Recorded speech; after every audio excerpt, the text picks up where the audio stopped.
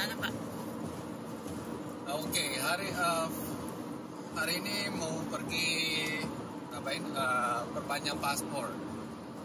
Pas di mana, di Calgary. Kenapa? Kenapa di Calgary? Soalnya paling gampang, paling dekat. Kemarin tuh ada si Jempol. Jadi KJRI yang di Vancouver kan ke Edmonton sama ke Calgary.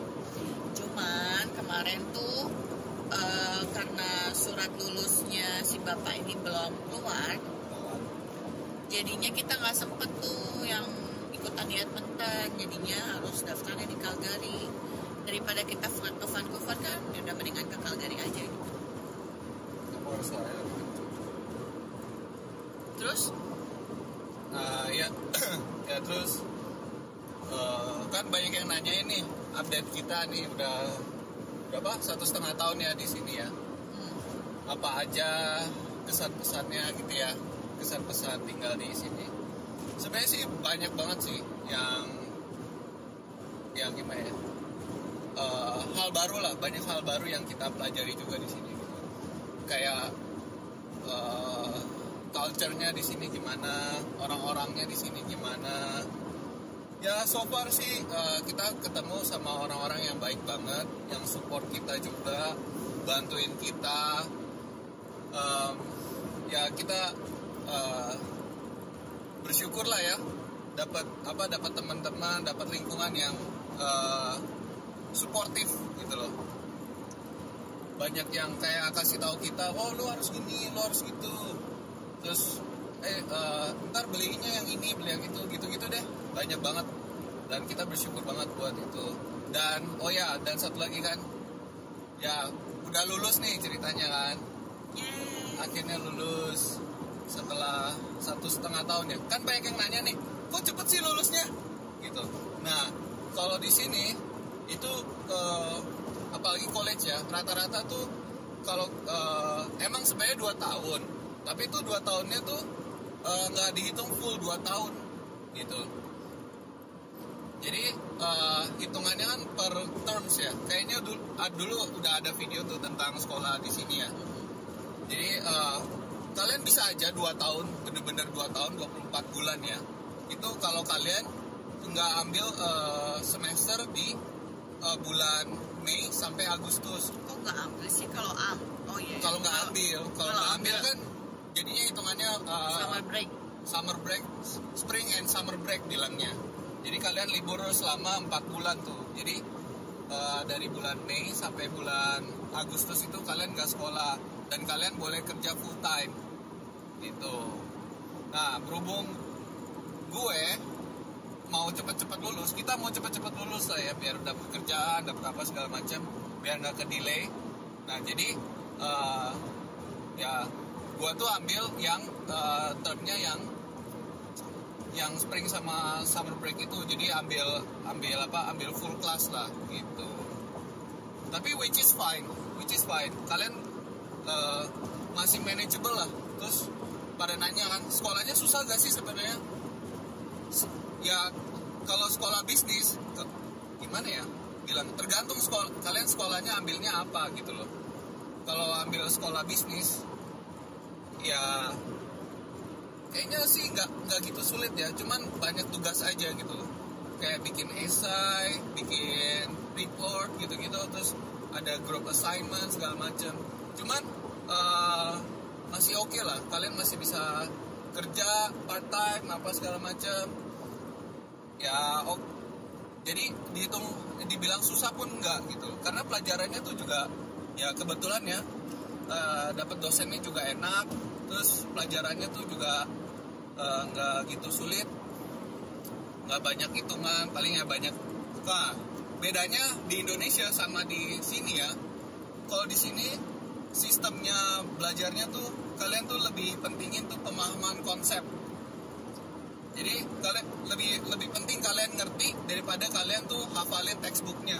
Kalau di sini tuh nggak mesti. Ya mungkin ujian ya penting ya, ujian karena kan ada ujian teori juga. Cuman biasanya dosen-dosennya tuh baik gitu. Mereka bakal ngebantu kamu kalau kalian tuh kurangnya di mana gitu-gitu. Yang penting kita tuh satu hal yang wajib tuh kita tuh harus aktif, harus apa ya bilangnya, komunikasi ya. Kalau di Indo kan biasanya kan kita manggut-manggut aja gitu ya sama dosen ya kan. Iya Pak, ya udah mengerti, iya Pak gitu. Kalau di sini kalau kalian nggak ngerti, tanya aja langsung gitu loh. Mereka dengan senang hati bakal jelasin lagi ke kalian gitu. Jadi nggak usah takut. Di sini tuh penting banget yang namanya bisa bergaul. Karena pergaulan itu tuh sangat istilahnya membantu kalian di segala aspek hidup kalian. Alah. Ya, dari kerjaan, sekolah, semua segala macam itu tuh penting banget, penting. Jadi ya makanya nyampe sini jangan malu-malu. Pokoknya kalau kalian ada unek-unek apa gitu, misalnya ada pertanyaan, kalian tanya aja gitu loh. Nggak usah kalau diem kan, kalau di Indonesia ya jujur aja sih, kalau dulu kita di Indo ya udah nggak pernah nanya apa-apa, nggak pernah istilahnya ya bergaulnya sama teman-teman kita yang kita mau aja gitu, yang mungkin udah nyaman gitu. Kalau di sini tuh kalau bisa kalian bergaul di luar comfort zone kalian gitu loh.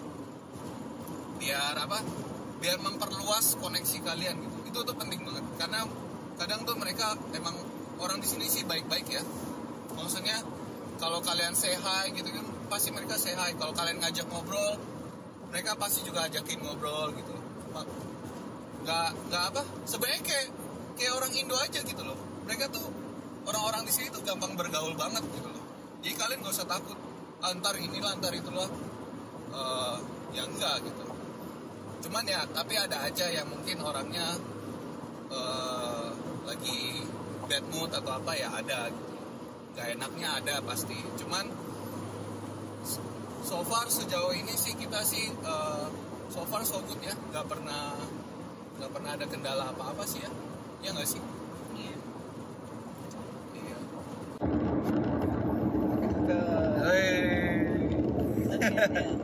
Ya apalagi? Ya gitu deh. Mohon maaf ganti angle. Pegel Pak, peganginnya Pak. Jadi apalagi ya? Lagi Pak. Saya bengap lagi Pak. Mana? Ya terus sekarang rencana buat kedepannya ya pertama. Kemarin udah urus PGWP. Oh ya, kita urus PGWP sendiri. Apa itu PGWP Pak? PGWP itu adalah Post Graduated Work Permit 3 tahun. Nah kenapa? Oke. Nah kenapa Bapak bisa dapat Post Graduate Working Permit? Kenapa bisa saya dapat? Karena PGWP ini kalau kalian di public college, kalau program college kalian tuh 2 tahun, kalian bisa dapat PGW. Nggak 2 tahun sih, setahun atau 2 tahun selama itu adalah public college. Tapi nggak semua public college yang harus ada DLI, bilangnya DLI. Apa itu DLI? DLI itu adalah Designated Learning Institute, di mana yang udah jadi institusi yang sudah ditunjuk oleh pemerintah yang eligible buat kasih PGWP. Nah, salah satunya adalah Northwest. Sebenarnya Northwest tuh oke sih. Orang-orangnya tuh dosen-dosennya bagus, programnya pun juga bagus gitu loh. Kalau kalian minat sih ya Northwest bagus sih. Harganya pun juga sama. Kalau di NATE juga sekitar segitu, di Northwest juga sekitar segitu. Di NATE lebih mahal dikit lah. Lebih mahal dikit ya. Sama aja lah. Tapi ya emang oke sih gitu loh. Nah, terus kalau kalian udah lulus, kalian proses PGWP itu gitu. Caranya gimana Pak? Caranya ada di websitenya. Biasanya dan si ini juga bakal kasih tahu kayak sekolah kalian tuh juga bakal kasih tunjuk gitu. Bakal kasih tunjuk gimana cara apply PGWP, dan kalian bisa search di YouTube kok. Jadi kayak cuman isi formnya, terus nanti ya pokoknya ke websitenya si Kanada itu nanti udah ada linknya, kalian bisa itu nanti tinggal apply. Nah nanti ada formnya, nah formnya itu digital, jadi kalian tinggal kayak buka di PDF reader gitu, kalian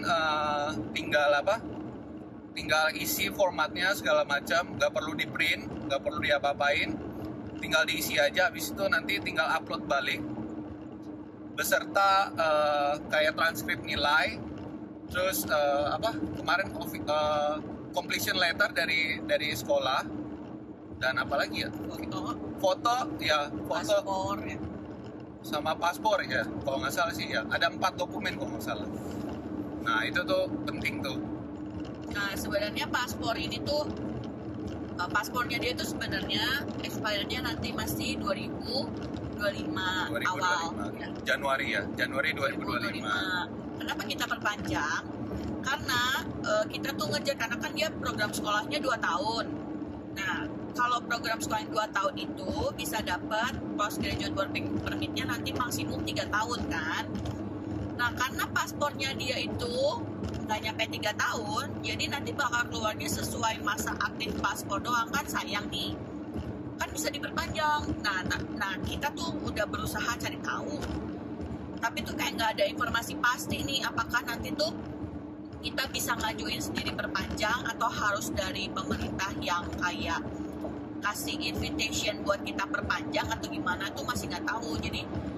Jadi kenapa kita mencoba untuk menghubungi KJRI dan untuk mencoba untuk menanyakan bisa nggak nih perpanjang lebih awal gitu kan, karena kita ada keperluan untuk postgraduate working permit ini gitu. Nah kalau yang informasi kita dapat kemarin, kalau di sini tuh bisa maksimum perpanjang 18 bulan sebelum masa habis paspor. Tapi masalahnya dia kan lebih dari 18 bulan. Makanya kenapa sekarang pun masih. Jadi kenapa kemarin tuh dari KJRI itu minta surat kelulusan gitu kan. Karena mungkin sebagai bukti kita lulus dan kita mau apply postgraduate working permit gitu kan. Nah kemarin tuh sebenarnya ada yang di Edmonton, tapi kenapa kita nggak ikut? Karena surat completion letter dia itu nggak keluar gitu. Kenapa nggak keluar? Karena kemarin dia tuh udah sempat mau ambil co-op ya kan, internship program, udah sempat daftar tuh, tapi akhirnya nggak jadi kan. Karena kalau di Northwest ini tuh Northwestnya tidak menyediakan, nggak ngasih ini udah ada perusahaan nih yang bisa kamu masuk nih buat internship gitu. Jadi kalau di Northwest tuh kita harus cari sendiri gitu. Dan kemarin tuh udah sempat coba apply beberapa, tapi belum nggak ada panggilan kan. Ya udah akhirnya kita putusin buat ya udah nggak usah di drop aja gitu co-opnya.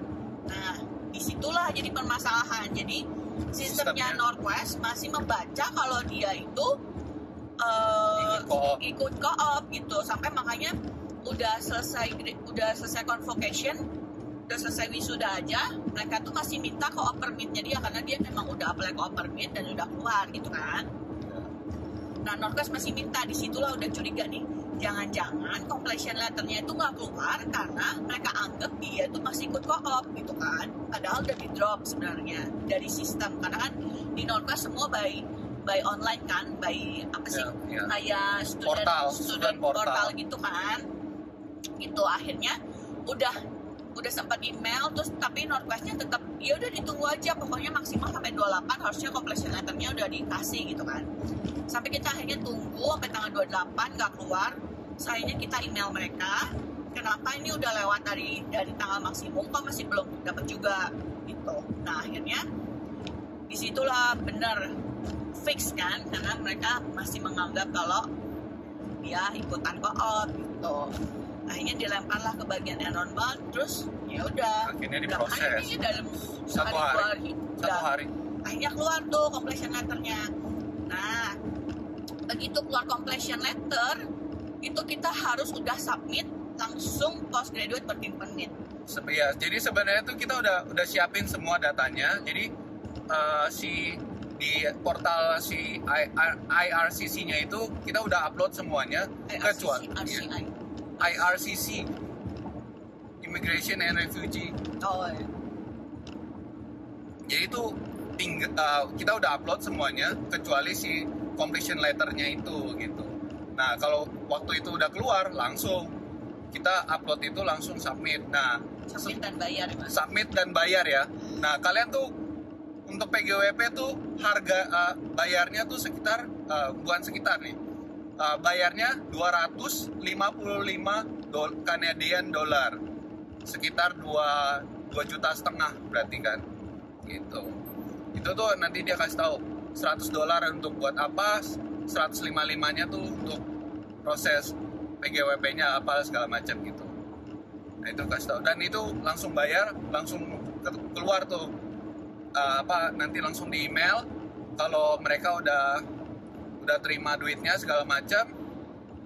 Nah malamnya itu baru keluar tuh surat dari si IRCC-nya kalau kita tuh udah submit PGWP dan kita bisa bekerja gitu loh. Legal untuk bekerja ya. tanpa limit hour ya. Sampai dengan tanggal sekian gitu ya. Atau sampai hasil dikeluarkan.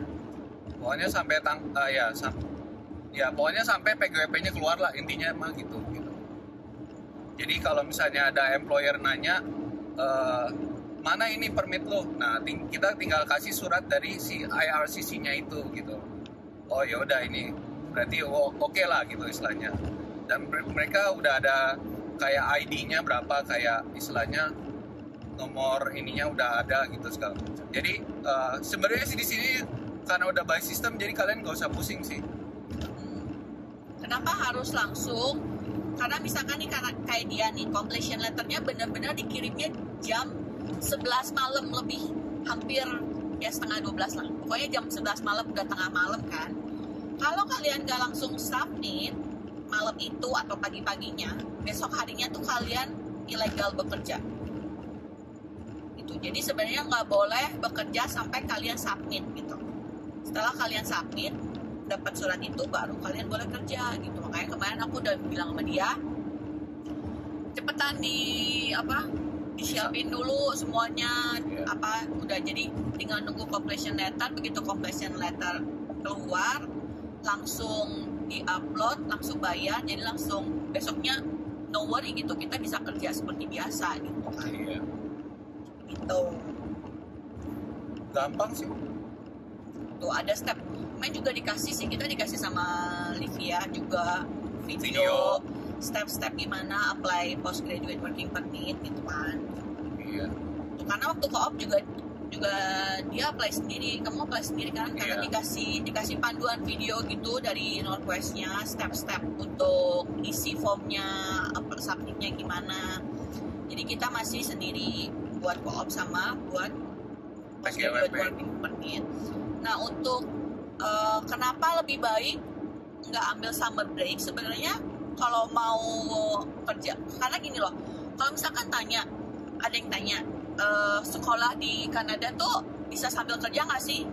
Ya bisa gitu, tapi balik lagi tergantung sekolahnya. Kalau kayak misalkan kayak sekolah Northwest ini kan, dan major yang dia ambil itu kan kita nggak padat lah. Nggak padat. Sebenarnya dia kayak term terakhir dia ambil 6 mata kuliah itu kita bisa atur sendiri gitu loh. Dari student portal itu kita bisa atur, kita mau liburnya yang banyak liburnya. Jadi misalkan dipadetin tuh dalam seminggu 2 hari sekolah, dari pagi sampai malam gitu kan. Jadi dalam seminggu 7 hari 2 hari sekolah, masih ada sisa 5 hari kan. Tapi ya mungkin ada aja sekolah yang mau nggak mau harus masuk Senin sampai Kamis atau Senin sampai Jumat, ya mungkin ada aja gitu. Jadi kita juga nggak bisa pastiin ya kalau college kalian itu sama banget sama Northwest gitu kan. Jadi ya harus cari informasi juga gitu loh mengenai sekolahnya gimana gitu. Jadi kan karena kan setiap masing-masing sekolah punya sistem sendiri-sendiri kan gitu. Jadi kita share apa yang kita alamin lah gitu. Tapi kan nggak bisa dipatok rata semua college tuh kalian pasti begitu gitu. Tapi Tapi enaknya adalah most of the time bakal sistemnya sama, karena itu istilahnya udah sistem dari Kanadanya sendiri gitu loh. Tapi kalau kayak yang di VCC kan sekolah ya kan mereka praktek di. Ya makanya kan aku bilang nggak bisa disamaratakan, tergantung kalian mau sekolah di mana, ambil majornya apa, nggak bisa gitu. Oh ini kata si Ferry bisa kok gini-gini, jedeng, nggak taunya pas datang masuk sekolah di sini, kok gue sekolahnya harus tiap hari ya, jadi susah nih bagi waktunya buat kerja part time segala macam gitu. Tetap aja gitu harus cari informasi sendiri detail gitu mengenai college-nya apa, kecuali oke, kalian sama-sama nih mau masuk di Northwest, oke, jadi patokannya udah bisa dari yang dialamin gitu kan. Tapi kalau misalkan college-nya beda lagi, nah itu nanti harus diselidiki lagi tuh, harus dicari detailnya, maksudnya gimana nanti sekolahnya pas segala macam jadwalnya gitu-gitunya gitu loh. Iya, yang itu juga ribet sih, kayak nurse gitu-gitu juga banyak. Iya, pokoknya kalau yang college yang degree-nya banyak prakteknya tuh biasanya rada sulit sih. Kalau kebetulan kan bisnis kan banyak teorinya, jadi nggak gitu banyak nggak banyak prakteknya juga. Praktek ngapain? Paling presentasi, project gitu-gitu. Ya. Gitu, kelompok, makin lama makin banyak yang tugasnya kelompok gitu. Iya. Kan. Jadi ya oke sih gitu loh. But yeah, so far we manage, right? Yang nggak susah-susah banget sih ternyata ya. Terus kan banyak yang tanya nih, susah gak sih kayak maksudnya mereka nanya gitu, bahasa Inggrisnya kayak waktu sekolah tuh susah gak sih? Ya enggak, karena ya segimanapun mereka tetap bakal, karena mereka tahu juga banyak international student ya, dan ya pasti mereka udah expect kalian tuh istilahnya setidaknya bahasa Inggris kalian tuh udah di mana kalian bisa komunikasi dua arah gitu loh. Dan misalnya kayak kan banyak tuh terms-termsnya mungkin di dunia bisnis atau di mana aja di sekolah gitu kan, di textbooknya yang kalian nggak tahu ya kalian cari tahu sendiri itu tuh artinya apa sih. Jadi kadang tuh kalau gua di sekolah misalnya nggak tahu apa, buka laptop kan, tinggal search aja katanya itu tuh meaningnya tuh apa gitu, misalnya gitu. Nah, oh ini tuh artinya ini gitu, ya udah gitu loh. Jadi tapi kebanyakan si dosennya pun ngejelasinnya ya pakai dengan kata-kata yang sewajarnya aja gitu loh, yang kata-kata yang biasa kita pakai untuk sehari-hari istilahnya gitu. Nggak sampai yang terminologi yang susah banget apa gila mah. Nggak seribet itu kok gitu. Jadi nggak usah takut. Mungkin kecuali yang medical, yang apa ya wajar lah, karena kan itu istilah-istilahnya kan emang susah. Nah kalian emang harus udah expect istilahnya. Ya kalian udah tahu gitu, itu resikonya ya kalian harus prepare, intinya tuh gitu. Kalian harus prepare. Semua tuh harus ada preparation gitu. Jadi nggak usah takut selama kalian udah prepare, ya udah slow aja gitu. Ya. Terus jadi kalau kelebihannya kalau kalian nggak ambil summer break, jadi kan sekolah nih nggak berhenti kan, terus nih ambil termnya. Jadi itu di program dia itu program 2 tahun dalam kurung 4 sampai 5 term. Kenapa 4 sampai 5? 5 itu kalau kalian ambil co-op. Yeah. Kalau nggak ambil co-op ya 4 term. 4 term itu dalam 1 tahun itu ada 3 term. Ya kan? 3 term dong. 1 tahun 3 term. Iya, karena spring summer itu dianggapnya jadi satu lah gitu. Yeah. Jadi winter, spring summer sama fall gitu kan. Jadi kalau kalian ambil terus-terusan, jadi ya cuman 4 term, jadi cuman 16 bulan gitu jatuhnya. 1 bulan ya bilangnya. Ya, kalau di Indo. Kalau di Indo dulu bilangnya 1 bulan. Jadi tapi kan karena kita programnya 2 tahun, jadi waktu kita apply visa study permit visa dia itu kan dikasihnya 2 tahun 3 bulan gitu. Jadi sebenarnya study permit dia itu baru habis bulan Maret tahun depan. Jadi kita masih ada waktu sampai bulan. Maret tahun depan. 1 tahun, at least 1 tahun. Ya kurang lebih kurang lebih masih ada 1 tahun lah, 1 tahun kurang lah, 10 ya gitulah, masih ada lebih. Jadi sebenarnya masih ada waktu karena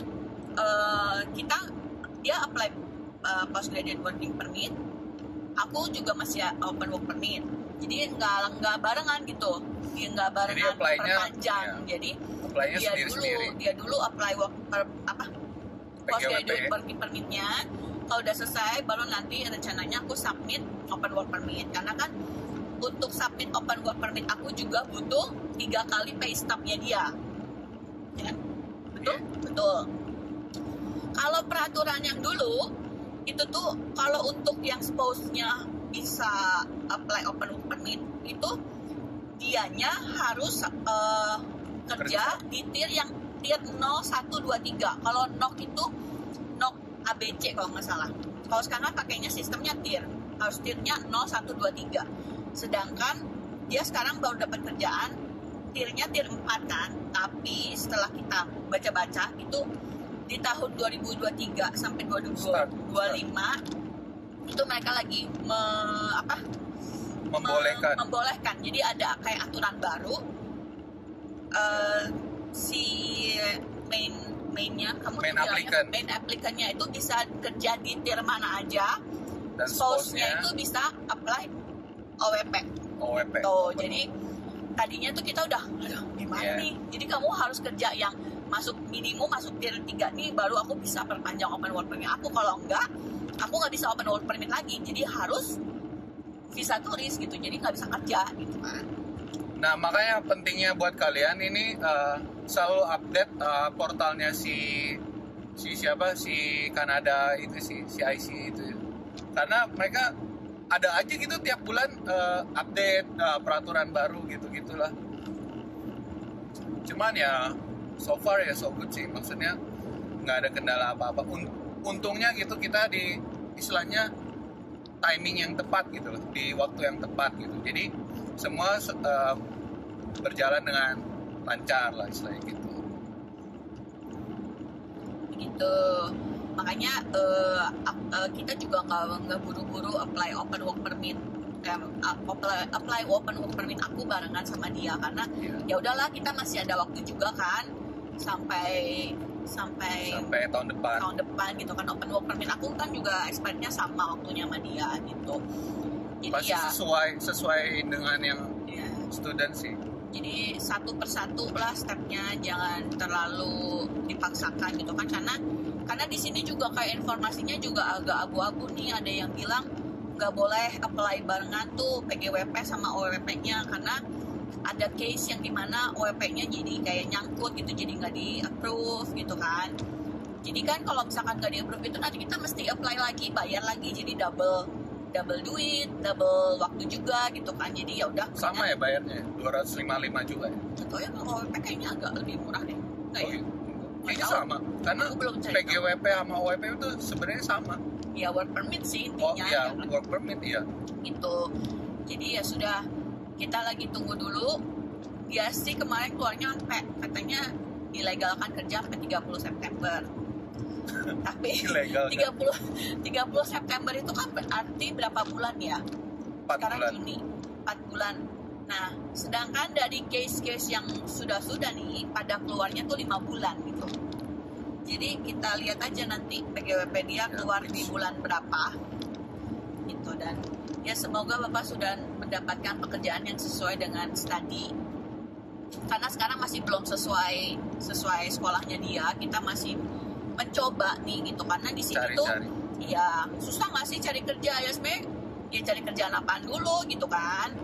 Jadi kalau misalkan kalau dia kan business administration kan berarti kan kerjanya kan harus yang admin gitu kan, yang HR assistant, karena kan dia majornya ambilnya business administration yang ke HR gitu. Jadi ya kita berusaha untuk cari kerja yang sesuai gitu kan. Nah belum bisa dapet nih, karena kan di sini kan gimana ya, budayanya kalau yang kerja office gitu kan kebanyakan masih yang si putih ya. Jadi ya harus putih itu kuntilanak.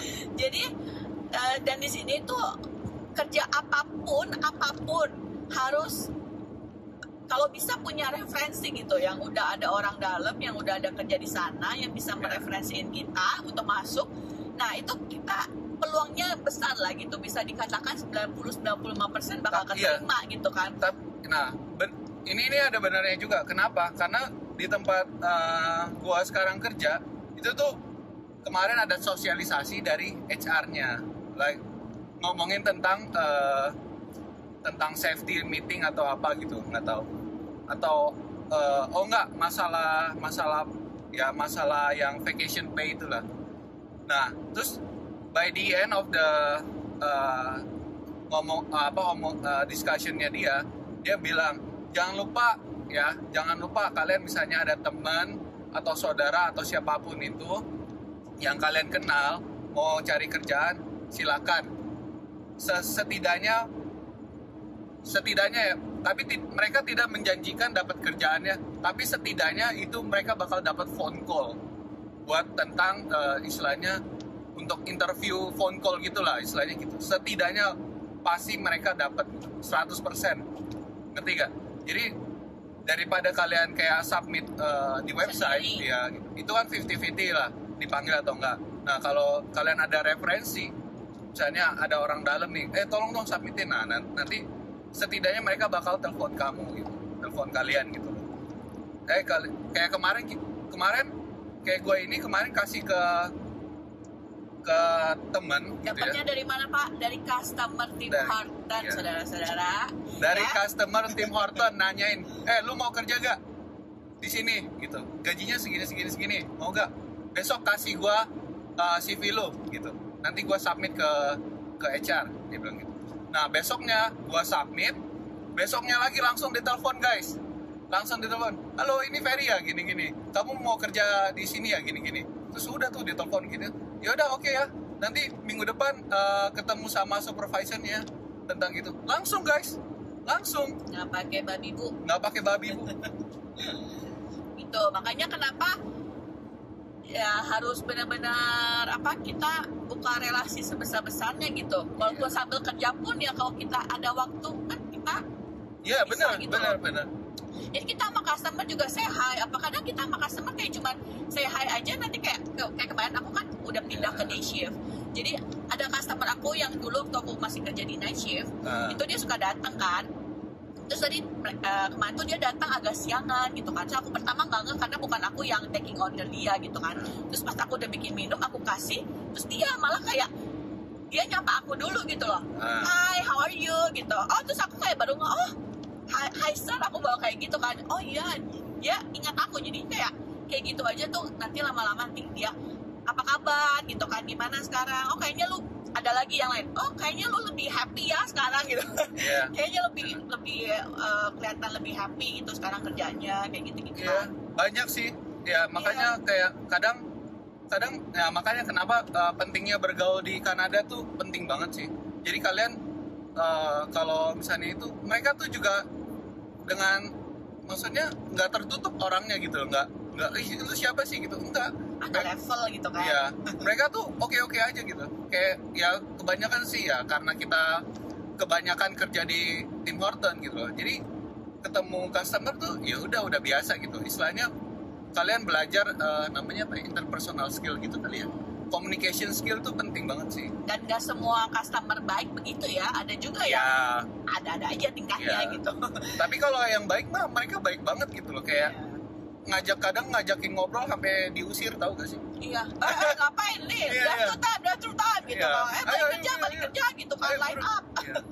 Line up nih udah ngantri nih, ayo cepetan gitu. Mereka asik gitu. Ya, jadi suka ada juga yang ngobrol gitu kan, nyapa tiap hari kayak, oh iya gimana ya, lu mau nggak kerja di tempat gua kayak gitu. Kadang nawarin sendiri, kita nggak nanya ya, tapi kadang tuh ada aja yang kayak nawarin sendiri gitu, mau nggak cobain kerja di tempat kita gitu kan. Gitu deh. Jadi ya jangan menutup diri lah kalau di sini. Jangan cuman kayak benar-benar pilih-pilih gitu ya. Kita nggak apa-apa kenal sama banyak orang, tapi kan pada akhirnya juga kita seleksi juga gitu kan. Tapi maksudnya kita jangan membatasi diri, aku mau kenalnya sama yang ini aja gitu, yang begini aja gitu, jangan gitu. Iya, orang bule di sini itu mereka terbuka sekali ya, maksudnya kayak bukan ya nggak cuma bule sih, kayak orang India, orang Filipina, semua lah. Iya, orang-orang di Kanada kan, orang-orang di Kanada itu terbuka, selain bajunya kadang yang terlalu terbuka. Alah bapak. Tapi ya sifatnya juga mereka sangat open banget gitu loh. Ya kecuali, nah tapi ya ada beberapa orang yang mungkin mereka nggak suka diganggu, ya udah gitu loh. Kadang kalau orang yang cemberut, kadang mukanya cemberut, ya oke, kita nggak usah.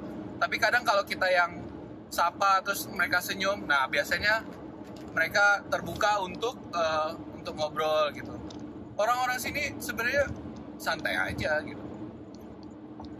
Nah salah satu ya bedanya gitu, kayak istilahnya negara Asia itu kayak kita ya, apalagi kayak orang-orang istilahnya Southeast Asia gitu ya. Ini pengalaman sih, maksudnya experience lah. Kalau di Indonesia itu orangnya tuh rada tertutup sih, bukan tertutup ya, sorry.